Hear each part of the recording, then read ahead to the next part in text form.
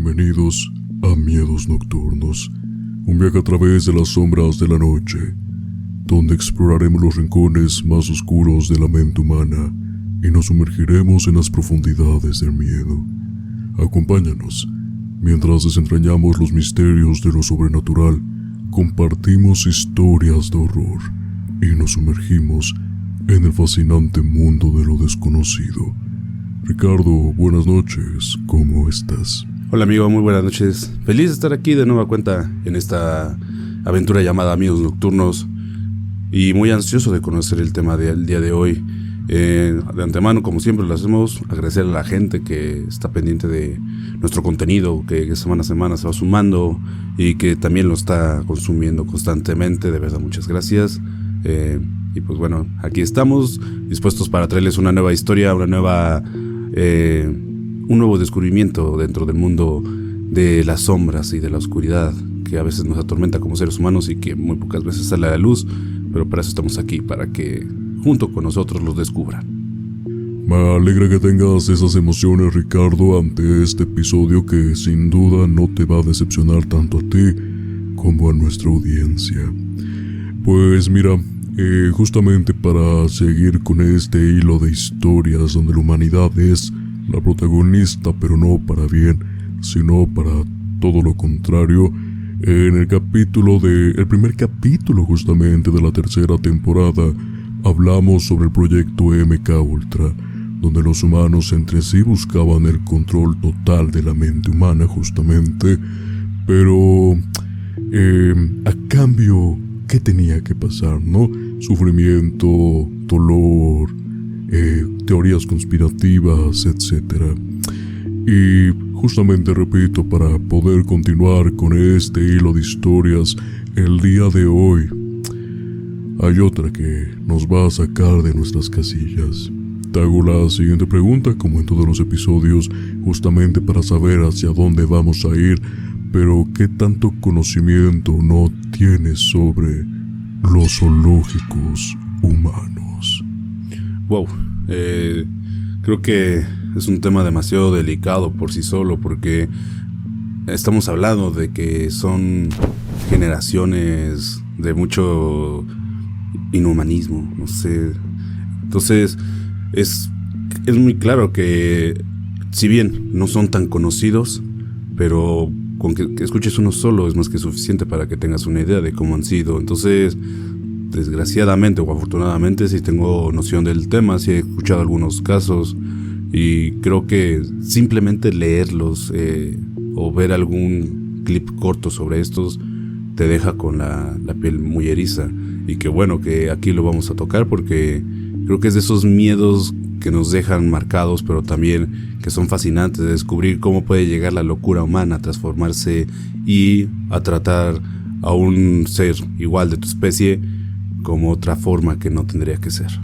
Bien, Ricardo, justamente partiendo de tu respuesta, déjame compartirte la introducción para este capítulo, que si bien no va a ser una introducción usual como en todos los episodios, más bien es un pequeño contexto, de que realmente los zoológicos humanos no es algo nuevo o actual, refiriéndonos a que sí, fue en años 1800, 1900, pero aún así se sienten muy cercanos, sino que también está desde el comienzo de la humanidad aparentemente.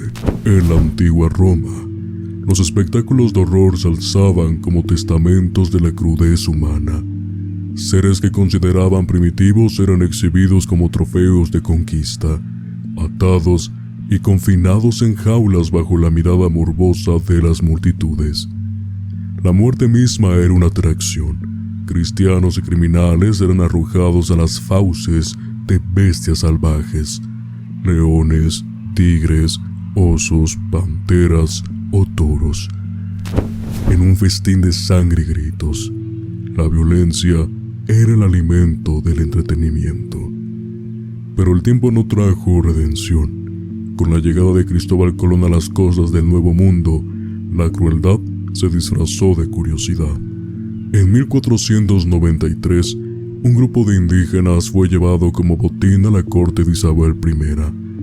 No eran más que piezas de exhibición en un macabro zoológico humano. carne viva para saciar la fascinación por lo desconocido. América no fue ajena a esas atrocidades. Hacia el 1500, el emperador Moctezuma II, soberano del Imperio Mexica, levantó un zoológico que albergaba tanto criaturas salvajes como seres humanos. Enanos, jorobados y albinos eran tratados como rarezas dignas de ser contempladas. Su exigencia era reducir a un espectáculo para el goce de aquellos que podían pagar por tal privilegio. Como si la naturaleza hubiera errado, ellos eran las muestras de lo insólito. En Europa, básicamente por el medievo, aprox, también dejó su estampa de barbarie. En el siglo XVI, el cardenal Hipólito de Médicis alardeaba de su macabra colección humana. Moros, tártaros, turcos y africanos eran prisioneros de su vanidad, expuestos como meros objetos para entretener a la nobleza. No había barrotes, pero sí cadenas invisibles que pesaban sobre la dignidad. Y bien, Ricardo, antes de pasar con el primer tema de esta noche, me encantaría saber tu opinión respecto a esta pequeña introducción, así como empaparnos con un poco de historia que justamente a ti te gusta, que este tema de los zoológicos humanos en efecto jamás fue algo nuevo. Básicamente con los años posteriores solamente se actualizó o simplemente se replicó a base del interés y del morbo humano. Así que te hago la pregunta: ¿qué te ha parecido este repaso histórico sobre el tema que vamos a emprender a continuación? Sí, en efecto es como una vista muy oscura al pasado, pero creo que hay que recordar cómo eran las épocas culturales. Tú lo acabas de mencionar, el hecho de que conozcas la historia también te puede dar a entender cómo era un poquito la forma cultural en la que se vivía. Entonces, no, creo que por esa parte no es sorprendente, porque a lo mejor trasladando a nuestra sociedad en estos días en la que nosotros nos trabajamos y nos regimos por unas leyes donde los derechos humanos son incondicionalmente necesarios para que esta civilización pueda seguir coexistiendo entre sí. Si lo trasladamos a tiempos medievales, a tiempos prehistóricos también, nos podremos encontrar que también muchas culturas tenían estas prácticas, y era simplemente por el objetivo de tener la supremacía. Tú lo acabas de mencionar en la introducción. Si bien la barbarie estaba bien presente en todo esto, ahorita lo podemos mencionar así, pero en ese momento era de lo más natural, inclusive para las sociedades, y creo que la más fuerte es la grecorromana, que a final de cuentas vivía en su auge con los gladiadores, y creo que pues para muestra lo tenemos también documentado, lo tenemos bien estructurado, lo tenemos hasta televisado, lo tenemos en cine, cómo se van formando estos núcleos, cómo fueron existiendo para entretener a las masas. Entonces no es extraño que pudieran existir desde tiempos memorables, pero creo que también hay que mencionarlo. Si bien hay que tener un cierto criterio de tranquilidad y objetividad histórica para escucharlos, no justifican las acciones, porque a final de cuentas su único objetivo era humillar. Entonces estoy sorprendido que haya existido también acá en América antes de la conquista y durante la conquista, pero creo que no estoy tan apartado de lo que todos conocemos y de los que nos enseñaron a final de cuentas en nuestros estudios de historia en niveles básicos. Entonces creo que es un muy buen arranque para poder darle pie a un tema que de por sí es muy escabroso consigo mismo, pero a lo mejor podríamos encontrar respuestas de por qué se hacían estas cosas, ¿no? Estos zoológicos humanos, esta colección de etnias y de civilizaciones y de cada uno como si fueran animalitos de distintas especies, ¿no? Entonces creo que con esta introducción ya podemos darnos una idea de para dónde vamos caminando, y que creo que también es intrigante e interesante de conocer. Y bueno, espero escuchar los vestigios que quedan de estos anecdotarios de tantas cosas que la humanidad parece que no hiciera, pero que sí la han hecho. Bien, Ricardo, vamos a comenzar de manera oficial con este tema, y lo haremos con la Venus africana. En las sombras de la historia, el destino de Saartjie Baartman se dibuja como un cruel testimonio de la deshumanización. Nacida en 1789 en Sudáfrica, su existencia estuvo marcada por la tragedia. Huérfana de madre a los 2 años, y de padre en su adolescencia, la vida la arrojó a las garras de la servidumbre. Trabajó como empleada doméstica para el empresario Hendrik Caesars, quien la acogió tras la pérdida de su pareja y su hijo. Pero el verdadero tormento apenas estaba comenzando. En octubre de 1810, analfabeta y desposeída, firmó un contrato que la encadenaría a un destino humillante. Bajo la tutela de Caesars y el cirujano inglés William Dunlop, Sartish fue llevada a Inglaterra. Su figura, marcada por la estotipagia, característica de su tribu, despertó la codicia de aquellos que vieron en ella una fuente de lucro. La llamaron la Venus o Tetonte y la exhibieron como un fenómeno de la naturaleza. En el bullicio Piccadilly Circus, los curiosos se agolpaban para, básicamente, contemplarla. Pagaban para observar sus prominentes glúteos y por unas monedas más se les permitía tocarlos. Despojada de dignidad, desfilaba por una plataforma, forzada a obedecer las órdenes de Dunlop como un animal adiestrado. Algunas veces la encerraban en una jaula junto a una cría de rinoceronte, mientras los carteles anunciaban su desgracia con letras burlescas. Un fenómeno de la naturaleza, proclamaban, disfrazando la brutalidad de entretenimiento. Las voces de los abolicionistas intentaron romper las cadenas invisibles que la aprisionaban. Alegaron explotación y vejación, pero Dunlop exhibió el contrato firmado por Sartish, quien, por temor o desesperación, confirmó su consentimiento. Con la opinión pública inquietada, el espectáculo continuó. De Inglaterra a Irlanda y luego a París, la humillación no cesó. En la capital francesa, el propietario Caesars regresó a Sudáfrica, dejando a Sartish a merced de un exhibidor de animales llamados Reaux. 15 meses más de miseria siguieron. Científicos franceses se acercaron, no para liberarla, sino para diseccionarla con preguntas y estudios. Su inteligencia y memoria quedaron comprobadas, pero esas cualidades lamentablemente no la salvaron. Cuando la multitud perdió interés, Sartish fue forzada a prostituirse. Sumida en la desesperanza y el alcohol, sucumbió al invierno europeo y a los abusos continuos. Su muerte llegó el 29 de diciembre de 1815, a los 25 años, pero ni siquiera la muerte le concedió descanso. Los mismos científicos que la habían estudiado mutilaron su memoria, preservaron sus glúteos, sus genitales y su cerebro en frascos de formol, exhibiéndolos como trofeos en el Museo del Hombre de París hasta 1974. Fue hasta 2002 que la justicia le ofreció una última redención. Tras la petición de Nelson Mandela, el gobierno francés permitió la repatriación de sus restos en la colina que observaba el río Gamtos, donde alguna vez rieron los vientos de su infancia. Sartish Bergman encontró finalmente el reposo negado en vida, pero su historia persiste como un espectro que nos recuerda los horrores de la deshumanización.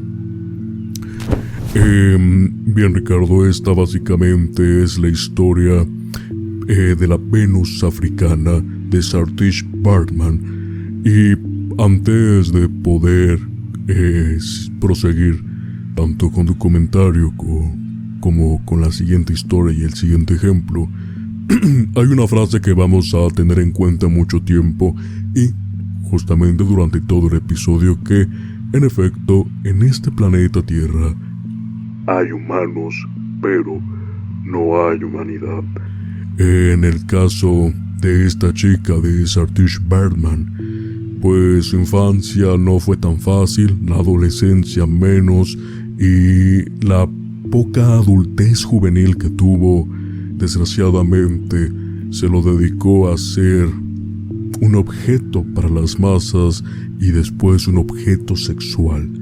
¿no? Entonces hablamos de que en su corta vida, 25 años, realmente no pudo vivirla, y en un momento de su muerte pues fue lo mismo, ¿no? Realmente no tuvo un descanso en paz hasta pues que Nelson Mandela tuvo que meter mano para que por fin pues fuera una muerte digna y un descanso, ahora sí, eterno. Pues bien, Ricardo, teniendo esto en cuenta la primera historia, me gustaría saber tu opinión.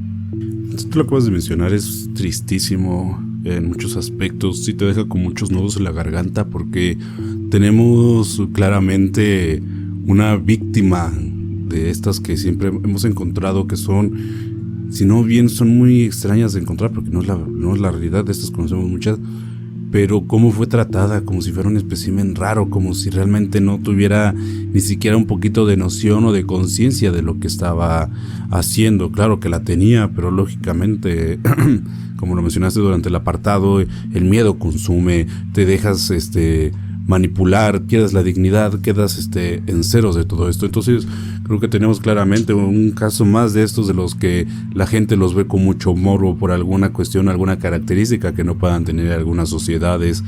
Es tristísimo también lo que le terminó pasando con sus restos, para que fueran conservados como si fueran trofeos, quedarte con los glúteos, con los genitales, con partes de su cuerpo, exhibirlos aparte, guardarlos en formol. Creo que también eso habla muy mal de no sé, de esta etíope de la sociedad, que estaba muy marginada en mantener un cierto estigma de estarse riendo de personas que fueran diferentes a ellas, ¿no? Y tal cual lo pasó en Europa, y de Europa también se vino para acá con los ingleses que fundaron Norteamérica. Entonces estamos hablando de que pues, desgraciadamente las sociedades en ese hábito digamos cultural, no sé, de la idiosincrasia de la época, te habla de cómo fueron tratados. Ahora lo de los científicos, o sea, creo que hay que rescatar mucho esa parte, porque se me hace muy extraño que partes científicas fueran a estudiarla literalmente como si fuera alguien extraño, ¿no? Como si tuviera algún problema psicológico o alguna deficiencia, o simplemente por venir de otro lugar distinto fuera tratada así. Entonces te habla muy mal, o sea, ¿y cuántos años tuvieron que pasar? ¿Cuántos años, cuántas décadas para que pudieran hacerle un poco de justicia por vía de Nelson Mandela? O sea, creo que también tenemos ahí una cuestión muy fuerte de poder entender cómo era la sociedad para entonces, ¿no? Aparte Sudáfrica, que es un reinado de muchas cosas menos de la gobernabilidad en la mayoría de los países de ese continente, para que se pudieran establecer y pudieran quedar dictaminados como lo que tenía que ser, ¿no? Una humanización ya fue tratada mal, necesitamos que pues sus restos queden acá, ¿no? Entonces, muy triste este caso. Creo que más triste es cómo fue todo su desarrollo, la edad en la que muere. Creo que tenemos muy claro cómo está pactada esta historia, por la tristeza y la desolación que implica quedarte sin tu pareja y sin tu hijo. Entonces, quedar a expensas, firmar un contrato, no saber leer y ni escribir, dentro de la misma ignorancia, pues te deja en claro esto, cómo y cómo pudo ser manipulada. Aparte, al final ser prostituida, creo que también nos deja como bueno, a mí personalmente sí me deja con un cierto vacío en la garganta, un nudo en la garganta de no entender cómo es que las personas pueden tratar tan mal con una mujer, una madre o una viuda que no entendía lo que estaba pasando y por qué la estaban tratando así. Entonces, para arrancar, creo que lejos del miedo te deja un sentimiento de desolación dentro de la misma.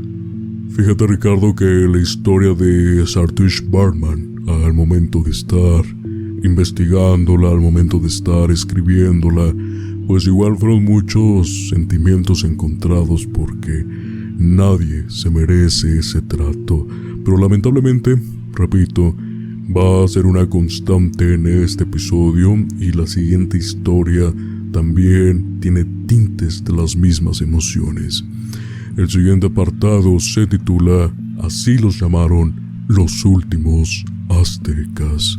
En 1840, en las tierras olvidadas de El Salvador, 2 niños nacieron con el estigma de la microcefalia y la discapacidad mental severa. Su madre, vencida por la miseria, los entregó a un comerciante sin escrúpulos que le prometió educarlos a cambio de un puñado de oro. Máximo, de apenas 10 años, y Bartola, de 8, fueron arrastrados a un destino cruel, donde la compasión era un lujo desconocido. Lejos de recibir la promesa de instrucción y cuidado, sus cuerpos fueron convertidos en espectáculo.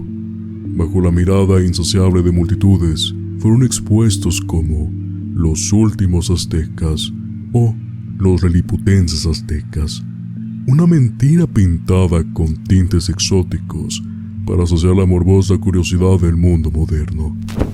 En cada feria, circo y museo, la humanidad los observaba como extraños y vestigios de una civilización perdida. Su sufrimiento era la moneda de cambio, mientras sus explotadores se disputaban su custodia para llenar sus propios bolsillos. Las puertas de la Casa Blanca también se abrieron para ellos, ante la fría cortesía del presidente Millard Fillmore y más tarde, frente a la mirada inquisitiva de la reina Victoria, Máximo y Bartola fueron expuestos como trofeos humanos. Un cartel, cruel y desalmado, los anunciaba como el fenómeno más extraordinario de la raza humana, despojándolos de toda dignidad, llamándolos objetos.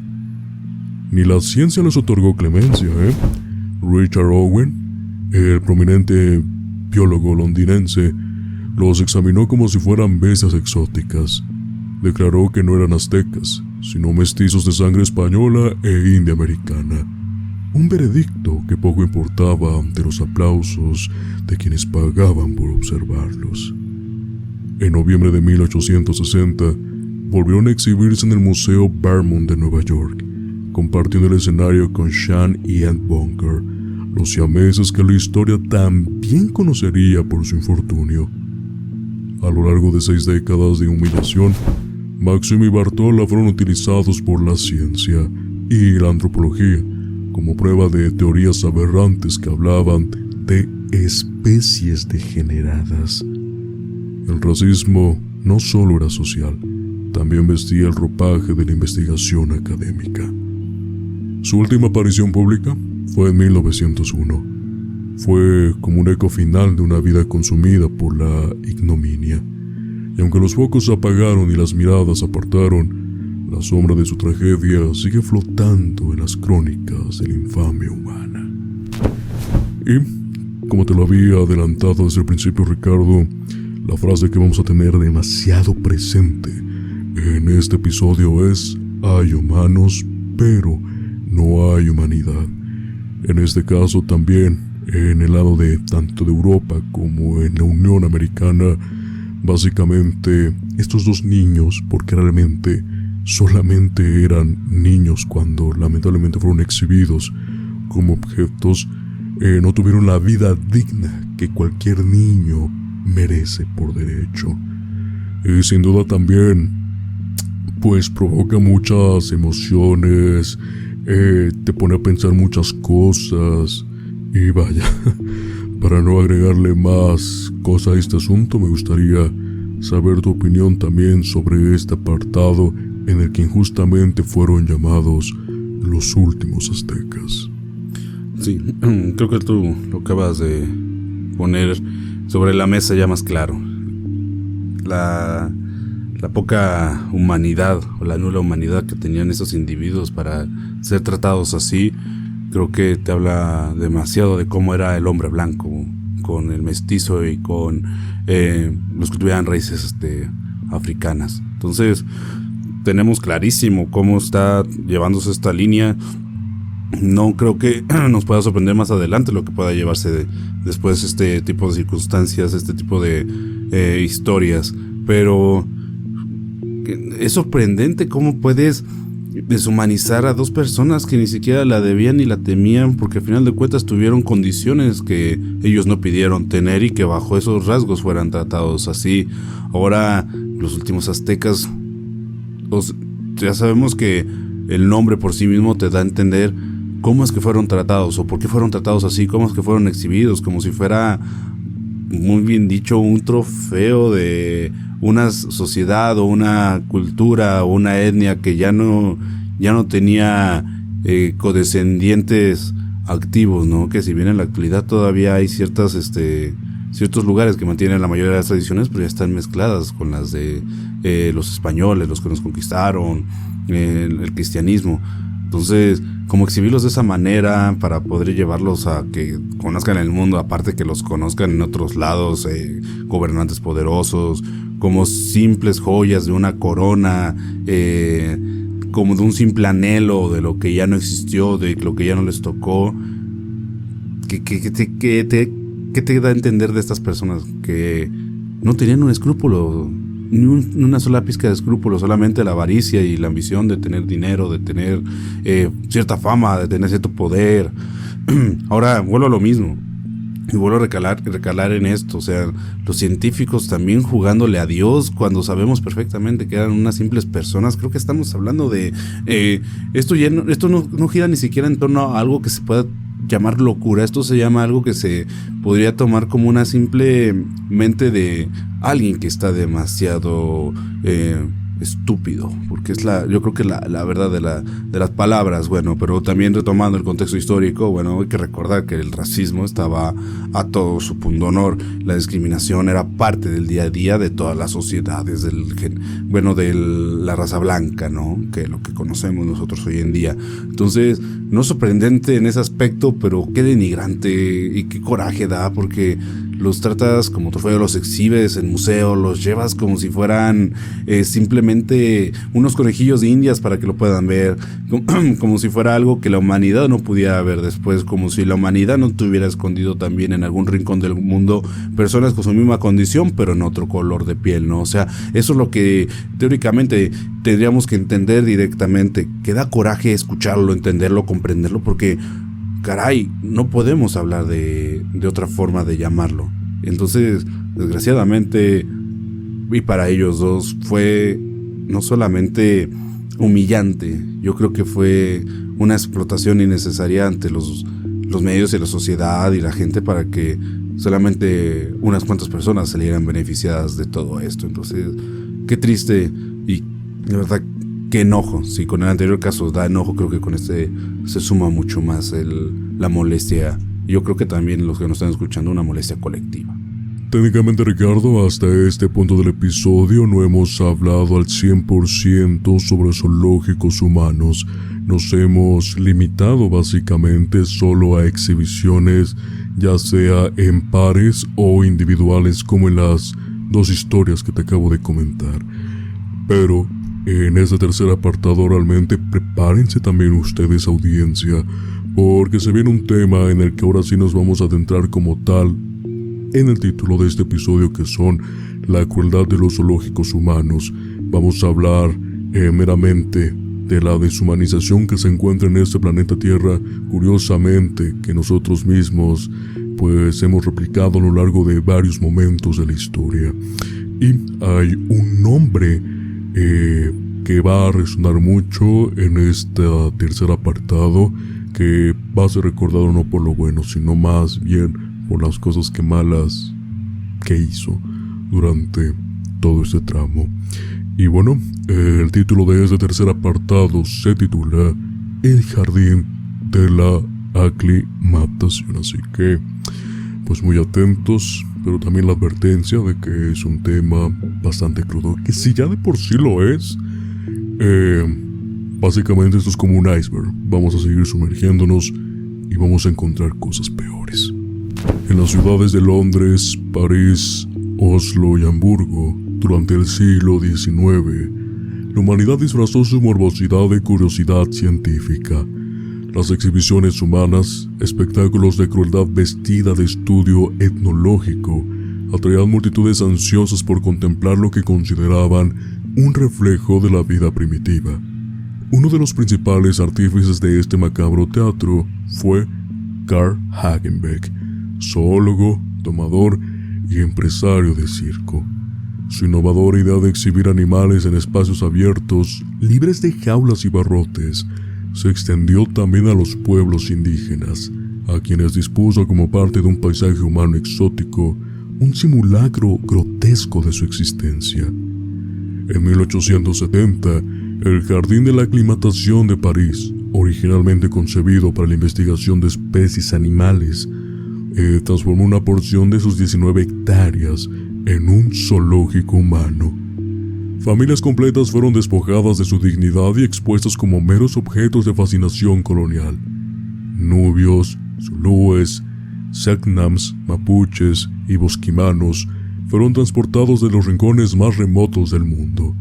Incluso inuit de las regiones árticas, con sus trineos y arpones, fueron desplazados y expuestos en el Hamburg Tierpark. La paradoja era evidente. Los auténticos salvajes no eran los que ocupaban las jaulas invisibles, sino aquellos que pagaban por mirar. En 1876, Hagenbeck envió una expedición a Sudán para capturar animales salvajes junto con personas nativas para una muestra titulada Nuba. París, Londres y Berlín fueron testigos de este desfile de humanidad cosificada, cada exhibición aclamada como un éxito rotundo. El afán por lo exótico no conocía límites. Cada gesto, cada mirada, cada cicatriz eran interpretadas como un vestigio de lo primitivo. En el año de 1881, 11 Kaweskars, nómades de las heladas tierras del sur de Chile, fueron trasladados a París para ser expuestos. 4 hombres, 4 mujeres y 3 niños soportaron el aprobio bajo la curiosa mirada de la multitud. Aún en la distancia, la enfermedad no tardó en aferrarse a sus cuerpos debilitados. De camino a Zúrich, una de las niñas murió, su vida extinguida como un capricho más del entretenimiento. Finalmente, los sobrevivientes fueron envueltos a Punta Arenas, pero el peso de la humillación y el dolor quedó tatuado en sus almas. Pero eso no es todo, y un pequeño paréntesis, básicamente vamos a hablar de gente blanca siendo gente blanca en todo su esplendor. Y ahorita van a saber el porqué, ya que en 1889, bajo la bandera de igualdad, fraternidad y libertad, París celebró la Exposición Universal, pero entre sus brillos y festejos se ocultaba una sombra abominable. Una familia de indígenas Selknam fue arrancada de su hogar, encadenada y llevada a Francia, no como invitados, sino como prisioneros, presentados al mundo como caníbales tras las rejas. Cada tarde, la crueldad se convertía en entretenimiento cuando le lanzaban carne cruda y plátanos, mientras el público observaba con morbosa fascinación. La mugre y la desdicha eran parte del espectáculo, una ilusión cuidadosamente construida para reforzar la imagen del salvaje primitivo. Durante la feria, alrededor de 400 indígenas fueron expuestos y 28 millones de personas contemplaron la deshumanización hecha espectáculo. Pero las voces disidentes comenzaron a murmurar entre las multitudes. La indignación creció y aunque la maquinaria del aprobio intentó resistir, los principios éticos finalmente tambalearon al gran negocio. La exhibición en Gran Bretaña fue cancelada. Sin embargo, en Bélgica, la ignominia encontró otro escenario. El Musée du Nord, conocido por sus espectáculos grotescos, abrió sus puertas a los Selknam. Allí, entre obras teatrales con enanos y burlas disfrazadas de arte, la miseria continuó hasta que las autoridades belgas intervinieron y enviaron a los sobrevivientes de regreso a Tierra del Fuego.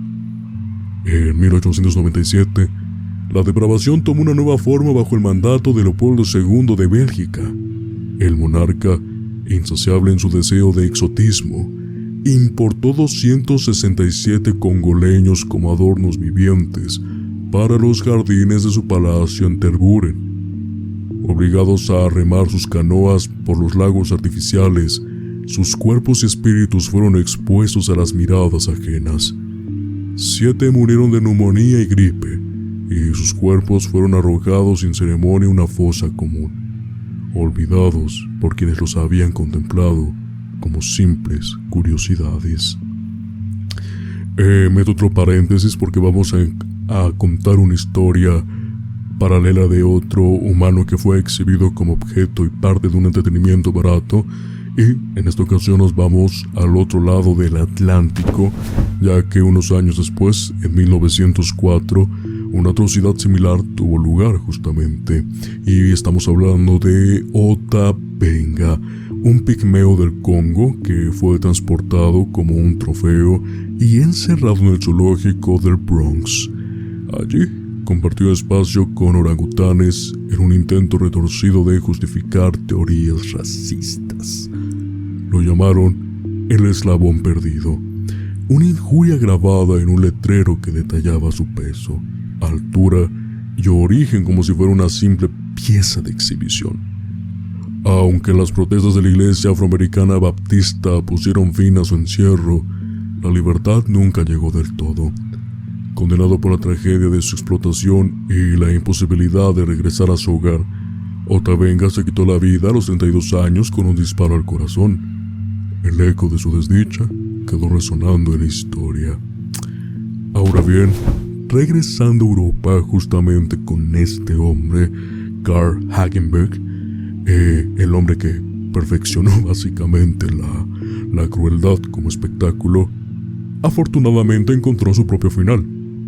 Esto fue en el año de 1913, ya que una serpiente de su zoológico lo mordía fatalmente. Sin embargo, ni su muerte ni sus memorias pudieron ocultar la infamia. Con orgullo, había escrito: tuve el privilegio de ser el primero en el mundo civilizado en presentar esos espectáculos a diferentes razas. Lo que no sabía era que la civilización que en tanto exaltaba lo juzgaría con desprecio. Su legado, lamentablemente, una cicatriz imborrable en el rostro de la humanidad. Y esta manera, básicamente con este apartado número 3, es como, en efecto, se merece este episodio el título de La crueldad de los zoológicos humanos, porque no solamente en Europa pasó, también aquí en América Latina, para ser precisos, más bien en América del Norte, y pues toda la exhibición que se hizo básicamente como si fueran objetos. Ricardo, me gustaría saber tu opinión sobre este tercer apartado de este jardín, de este, técnicamente, zoológico humano. Es que muy contradictorio esta parte. Creo que mientras más escuchaba, mientras más iba entendiendo cómo se estaba manejando, qué fascinación del hombre blanco por el morbo de otras etnias, de otras razas, de otras tribus, no sé, como que este apartado etnológico nos lo deja muy en claro, ¿no? Lo mencioné hace un momento. Era parte del día a día, a pesar de que supone que ya era una civilización regularizada, ya se estaba haciendo la civilización contemporánea. Hay que tener muy en claro cómo era estas cuestiones de diferencias de razas y de etnias, cómo la supremacía del hombre blanco, que se hacían llamar en esos años, tenía que existir y coexistir con la sociedad, porque pues así era, ¿no? O sea, teníamos una cultura o unos aspectos culturales de este sector de la humanidad que sentían que por simplemente su tono de piel tenían una cierta supremacía y que, bueno, inventaban miles de cosas. Y creo que aquí está clarísimo, o sea, exhibir ciertos cúmulos de personas para que las demás gentes los puedan ver, cómo se comportaban, cómo actuaban, como si fueran bestias salvajes, cuando realmente nunca lo eran.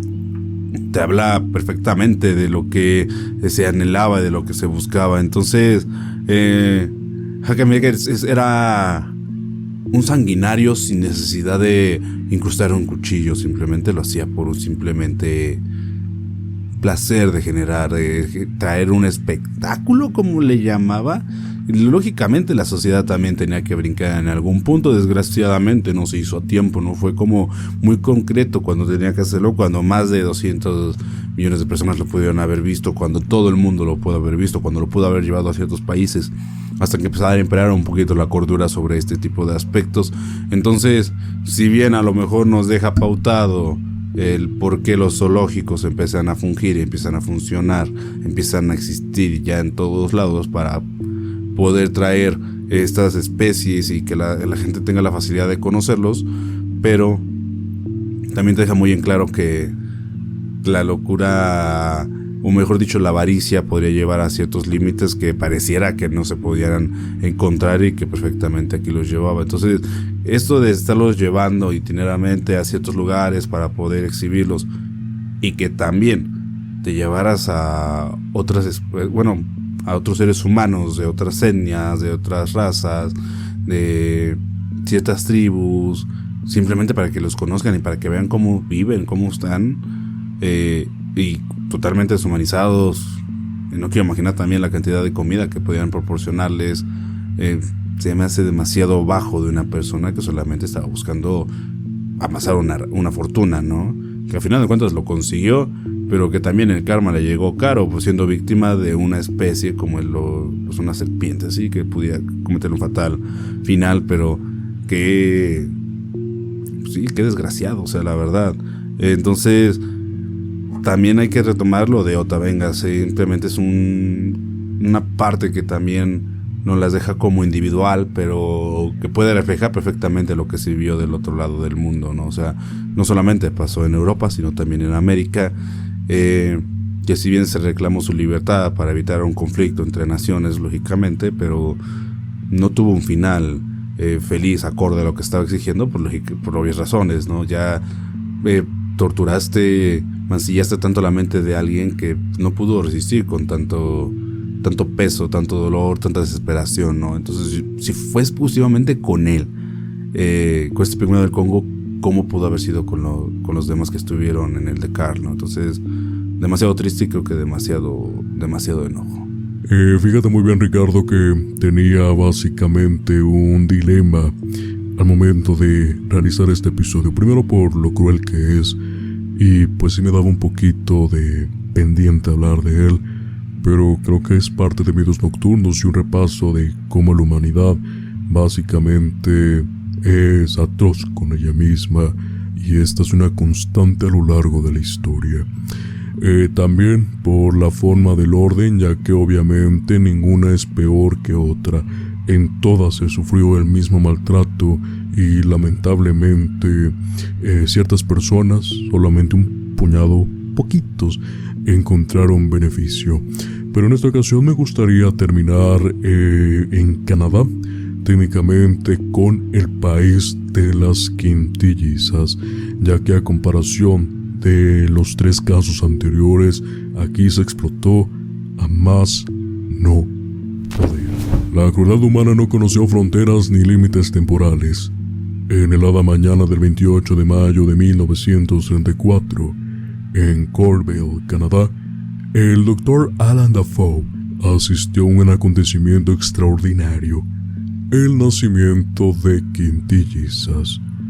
Contra todo pronóstico, las pequeñas Dion, Yvonne, Annette, Cecil, Emily y Marie lograron sobrevivir. Pero la vida no les ofreció celebración alguna, sino un destino marcado por la explotación y la deshumanización. Al principio, las cámaras fotográficas y los periodistas se acercaron como testigos de aquel fenómeno, trayendo consigo incubadoras y leche materna para preservar la frágil existencia de las niñas. La Cruz Roja de hecho montó guardia con un equipo de enfermería que velaba por ellas día y noche.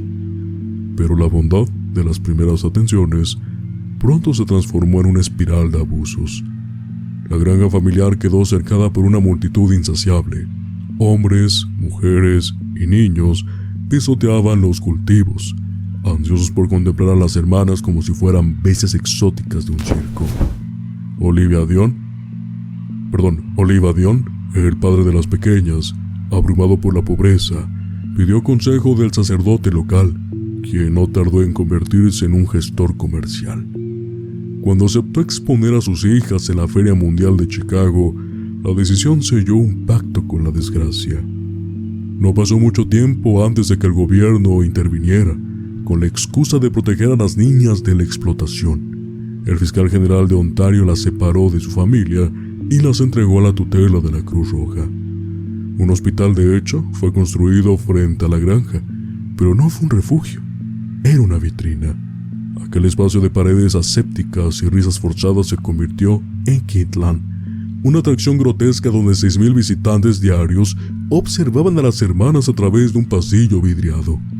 Desde allí, como si fueran criaturas de un cuento maldito, eran expuestas para satisfacer la morbosa curiosidad del público.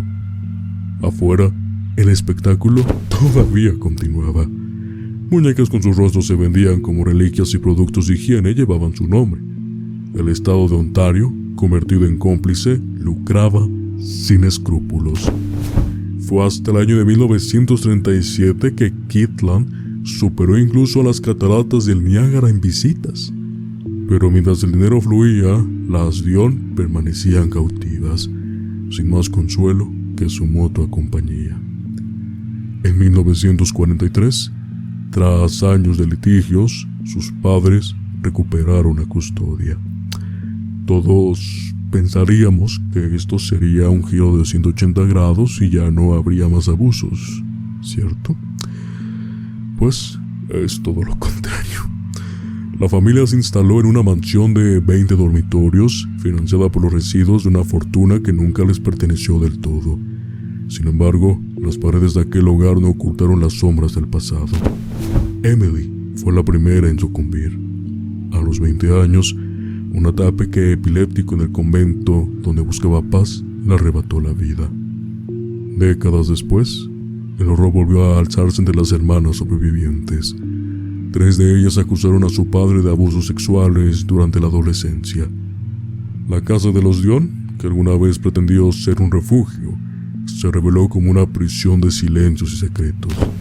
Así, las quintillizas, que nacieron como un milagro del cielo, fueron condenadas por la avaricia humana y por el infierno mismo. El espectáculo terminó, pero las cicatrices perduraron, y en los anales de la infamia, sus nombres quedaron como testimonio de una época en la que la inocencia fue sacrificada en nombre del entretenimiento. Que todos estos casos, ¿qué tienen en común? Básicamente, crueldad, deshumanización, ser tratados como objetos y que jamás, lamentablemente, llevaron una vida digna. Y básicamente solamente queda preguntar, ¿qué opinas sobre el país de las quintillizas? Realmente fue un espectáculo grande en Norteamérica, donde básicamente explotaron su imagen a más no poder, que si bien empezaron como una sensación, próximamente lo fueron como una exhibición, y finalmente, entre abusos, muertes y enfermedades, su final no fue tan feliz que digamos, o el final que merecían. ¿Cuál es tu opinión, Ricardo? Sí, tenemos muy claro cómo la sociedad humana ha hecho por sí misma que la historia dicte que no es precisamente la mejor raza que haya pisado este planeta. Hay que decirlo, desgraciadamente es así. Es parte de nuestro día a día, de lo que tenemos y lo que entendemos. Muy triste este caso de las quintillizas, justamente por ser un milagro de la vida humana, de esos casos que muy raramente se encuentran, ¿no? Que son muy complicados. Llevarlo como tipo de estudio, a lo mejor tratar de entender cómo es que su madre pudo haber procreado o pudo haber asistido a tener 5 hijas, ¿no? Cuando realmente sabemos que el ser humano, a lo mejor en la cuestión biológica, puede resistir una mujer gemelos o tal vez trillizos, ¿no? Pero que ya son casos como muy aislados. En este caso, como es muy particular, se causa todo este revuelo. Y que también, o sea, como que de parte hay muchas culpas, ¿no? De todos lados. Está la parte del del papá que se fue a orientar con el sacerdote pues también vio como una mina de oro para poder sacar un beneficio que no está ajeno a cuestiones religiosas. Creo que ya hemos tocado algún par de veces estos temas y que nos dejan con ese sabor de boca de que nunca toman las decisiones correctas. Muchas veces las personas que están a cargo de encaminar la fe y llevarla a buen puerto para que las sociedades humanas actúen de buena forma, ¿no? Entonces, no se me hace extraño. Después esta disputa de que pues, el gobierno les quita la tutela a los padres, la adquiere la Cruz Roja para cuidarlas y termina haciendo lo mismo que estaban haciendo los padres para tener un beneficio económico. Digo, no podemos acreditar directamente a la organización, sino simplemente a las personas que estaban a cargo de cuidarlas. Creo que también esa parte hay que dejarla muy en claro, porque sería manchar a una organización que está en todo el mundo y que a final de cuentas pues también no es su culpa. O sea, creo que es parte del registro humano que muchas veces las acciones que tienen algunas personas no son las mismas que pudiéramos tener en otros puntos o en otros lugares de la historia, o también conforme va avanzando la ética y la moral y se va prosiguiendo y llevando de la mano con la humanización. Mencionaste algo muy importante. Creo que sí, todas las historias nos han dejado con este velo de que en una humanidad civilizada, una sociedad humana, lo que menos ha existido es humanización, humanidad como tal. Nos dejan claro esto, y creo que está más que claro aquí con las quintillizas. Desgraciadamente el triste final terminó pasando porque pues incluso hubo abusos de parte del padre de estos casos que no son aislados, que suelen pasar, pero que desgraciadamente a veces no se comprende por qué, ¿no? Cuando parecía que ya había un velo de esperanza, termina pasando esto, y nos dejan claro que a veces ser tan diferente o encontrarte en una sociedad siendo diferente te vuelve completamente vulnerable, y creo que mejor casos no pudimos haber tenido ahorita para hablar de las quintillizas. Se me hace muy extraño que haya pasado en Canadá, pero pues creo que no es ajeno a ningún lado del mundo que pudieran pasar estos casos, y seguramente con el paso del tiempo vamos a encontrar y descubrir más de este tipo de historias, ¿no? Pues si me permite, Ricardo, déjame compartirte la conclusión general de este episodio para que podamos ponerle fin a este tema. El eco de las jaulas vacías todavía resuena en nuestra conciencia, aunque las sombras de esos espectáculos hayan quedado atrás. La humanidad, en su afán por clasificar y dominar, no solo condenó a sus semejantes al cautiverio, sino que cimentó una historia de explotación y humillación que jamás volverá a encontrarse, o más bien, jamás debería repetirse. Hoy, al mirar al pasado, debemos enfrentarnos a la verdad incómoda de que no solo las bestias fueron exhibidas, sino que nosotros mismos caímos en la monstruosidad. Lo que antes se consideró entretenimiento ahora es un recordatorio sombrío de las heridas profundas que aún persisten.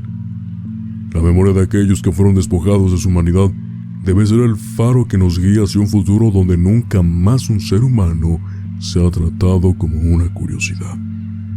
Porque el verdadero horror no radica en lo que fue expuesto a la vista del mundo, sino en lo que permanece oculto en los rincones oscuros de nuestra historia. Y de esta manera, Ricardo, es como concluimos el episodio número 46 de Miedos Nocturnos, titulado La crueldad de los zoológicos humanos. ¿Qué te pareció este tema? ¿Qué tan interesante fue para ti saber sobre una de las tantas épocas oscuras de la humanidad?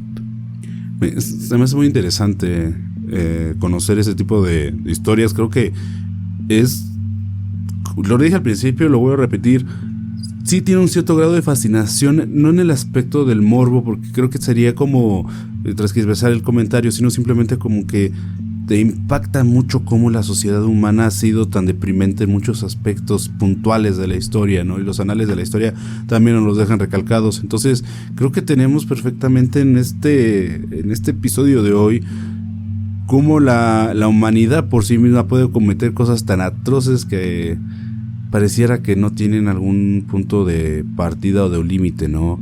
Digo, teóricamente el tema de hoy está relativamente tranquilo, Dalai, ¿no? Pero creo que hablar de explotación, de esclavismo, de discriminación son temas demasiado delicados porque los daños colaterales en la psique humana llegan a ser muy fuertes.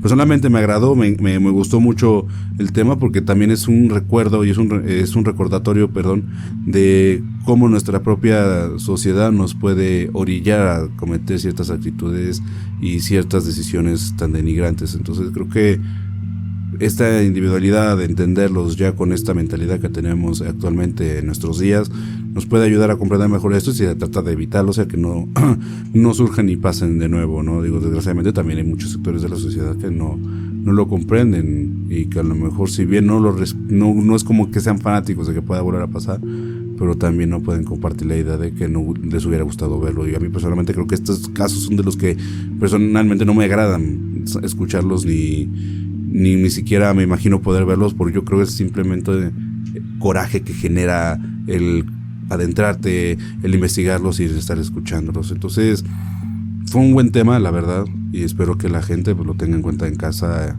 en su celular, donde lo esté escuchando, en el trabajo, que pues la humanidad puede ser a veces muy, no sé, muy tonta al momento de cuidar a otras personas en el afán del poder. Entonces lo hemos visto ahorita con un simple ejemplo. Creo que hay muchos casos de la vida diaria que no necesariamente tienen que llegar a estos extremos como para que nos quede en claro hasta dónde puede llegar la sociedad humana. Y pues nada, creo que me voy ahora con un nuevo miedo a mi casa, que es pensar que por ahí puede haber alguien que tenga la idea de capturar personas de razas y etnias para tenerlas guardadas como trofeos y simplemente su exhibición personal. Si llegaron hasta este punto del episodio, queremos agradecerles justamente por terminar este capítulo, esperando que haya sido de su agrado y como siempre lo hacemos con todo el respeto que se merece cada tema que tocamos en esta mesa. Recuerden que se pueden suscribir al canal de YouTube, estamos como @Miedos Nocturnos Podcast, así como en todas nuestras redes sociales. Y pues bueno, estamos subiendo contenido adicional para que ustedes sepan más sobre este mundo de lo desconocido y que justamente nos trae en esta conversación y hace que la comunidad crezca aún más. Y por eso, muchísimas gracias. También nos pueden seguir en nuestras redes sociales, recuerden en todas, @Miedos Nocturnos Podcast, a excepción de X, ahí estamos como @Miedos Podcast. Y también para la gente que nos escucha en Spotify, agradecerles por los seguidores que estamos consiguiendo, así como las reproducciones. Nos pueden seguir si ustedes quieren calificarnos para apoyar este proyecto, lo pueden hacer con 5 estrellas o con las estrellas que ustedes creen que este podcast se merece. Y bueno, sin nada más que mencionar, Ricardo, audiencia, primero a la audiencia, muchas gracias por estar aquí. Ricardo, igualmente, gracias por compartir la mesa una noche más, en donde nos vamos reflexionando sobre cada cosa que vamos descubriendo sobre la humanidad. Y pues bueno, sin nada más que mencionar, Ricardo, por hoy te deseo una muy buena noche. Muy buena noche, amigo.